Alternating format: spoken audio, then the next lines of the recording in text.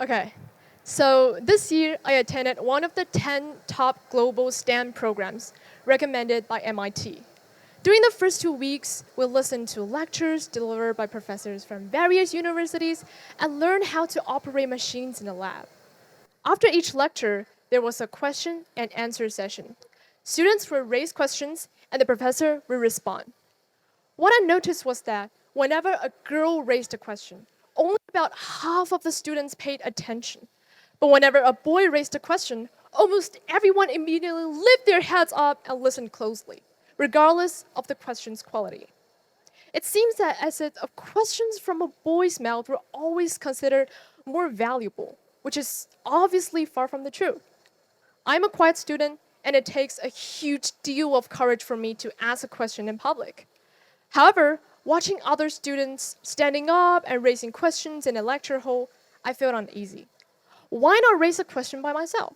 This program is so hard to get in, and I still got into it. I should undoubtedly value the opportunities. I'm finally decided to ask about Raman shift. I remember it clearly during a lecture on Raman shift in the Marine building. When the professor finished her speech and asked if there were any questions, I opened my mouth immediately.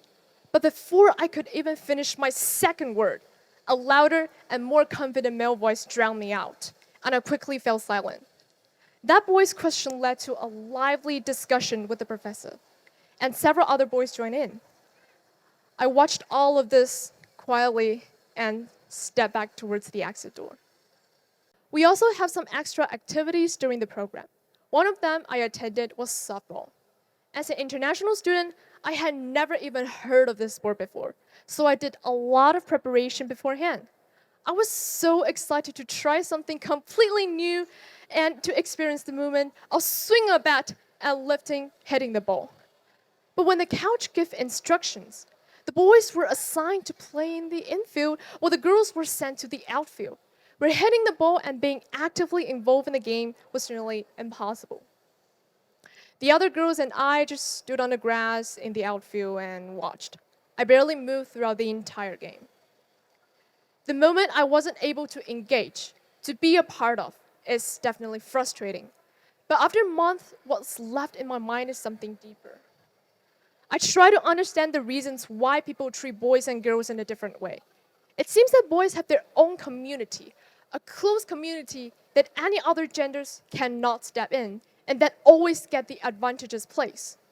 Is it because they're more talented in STEM or sports that they can do a better job?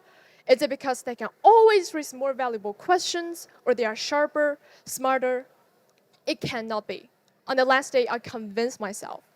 When it's time for the final presentation, in which each research group reported their research process and findings, I found out that a lot of girls did an apparently better job with concise description and clear logic. In fact, I felt that girls made the majority of the efforts.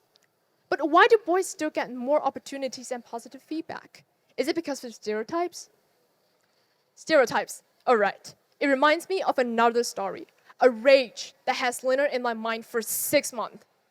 I am a STEM student, and I chose engineering not just because it offers good, better prospects, but also because I am genuinely better at it than at the liberal arts. I often struggle to understand subtle descriptions, unspoken words, satire, or allusions in literary work. Last semester, when my grade in English language and composition is slipping, it's a class focused on literature and sophistication, I turned to my counselor for help. To my surprise, instead of offering support, he said, I actually don't understand why English is so hard. I have multiple male students in your English class, and they don't seem to have any problems at all. I was shocked and furious. He always tells me to highlight my gender as a strength in my profile, yet he himself fell into the stereotype I've heard a million times growing up. This is my business. Why is it related to other male students? Why would he compare me to them? Is he saying that it's fine if male students have difficulty learning foreign languages?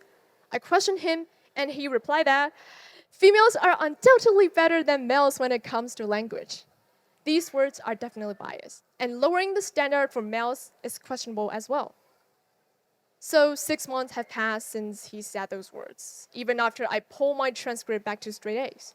I remain haunted by his comment, filled with unspeakable anger and confusion. Being a woman is a kind of situation. It means being considered weaker, quieter, softer, more emotional, more vulnerable, more sensitive, and more introverted. It means that in school, you're bound to liberal arts. When seeking for a job, you ask whether you might be pregnant, with that question often serving as a decisive factor in your rejection. When going to work, you're required to wear high heels and skirts. And when participating in discussions, you're expected to be a quiescent follower. It means you must dress well, but not too well, because that could become the rightest excuse for assault. It means being considered good only if you can cook a nice dinner and serve your husband and children well. When imagining a happy woman, society thinks of family, children, kitchen, and a warm meal. When imagining a happy man, it thinks of business, money, power, and position.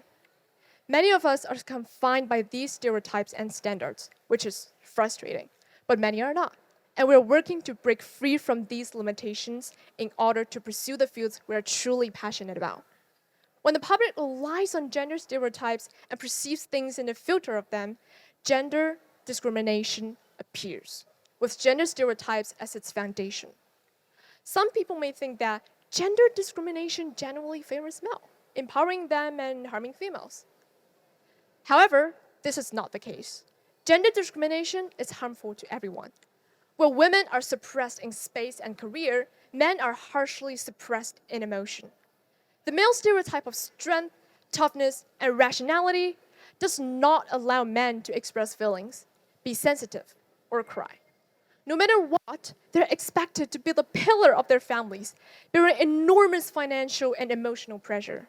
These stereotypes and social expectations tell them that they must either be successful or be worthless. In a 2014 research by Pavlova and her team, they pointed out that gender-related stereotype information affects both women and men, with a more pronounced impact on women, and that the balance of stereotype information has negative impacts on performance. Facing the discrimination, no one is spared. So next time, when you want to judge a person by its gender, for example, when you see a man crying or a woman lifting a 100 kilograms barbell, please think about yourself. Think about that you're also one of the victims of gender discrimination. And doing so is hurting your own self. Gender discrimination is also destructive in specific fields and industries. When a field or industry is dominated by one gender, productivity and innovation will be obstructed. When HR managers still ask questions like, "Are you single? Because if you become pregnant and take leave, we will not hire you," the company is, in fact, undermining its own future.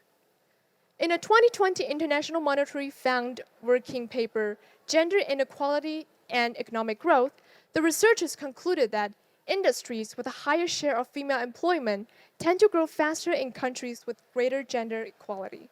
In an industry at a 75th percentile of female employment exhibits an average annual value at a growth rate approximately 1.7 percentage points higher, and labor productivity about 1.2 percentage higher, compared to an industry at a 25th percentile. A 2024 study about gender diversity on innovation performance in Chinese listed manufacturing firms by Liu also mentioned that gender diversity exerts a positive impact on innovation positive, and by enhancing risk-taking capacity, and this effect is more pronounced in the eastern and central regions as well as in technology-intensive industries. In a society where only creativity drives success, insisting on gender diversity within a company is undoubtedly a wise choice. As an international student who studies in a relatively equal space, I believe that what I've encountered is only a tiny portion of gender discrimination. Yet this small portion has led to my extreme discomfort and profound thinking. Women and men in this society, at their workplace, in their domestic sphere, must have suffered much more than what I just described. When others perceive us with gender bias, when we judge others or even ourselves with gender bias, we're essentially contributing to the toxic gender stereotypes and discrimination. We're essentially harming ourselves, confining ourselves, and convincing ourselves that our potential is limited by something that we cannot control. So please, when next time we're assuming something according to genders, stop and leave space for equality and freedom. That's all. Thank you.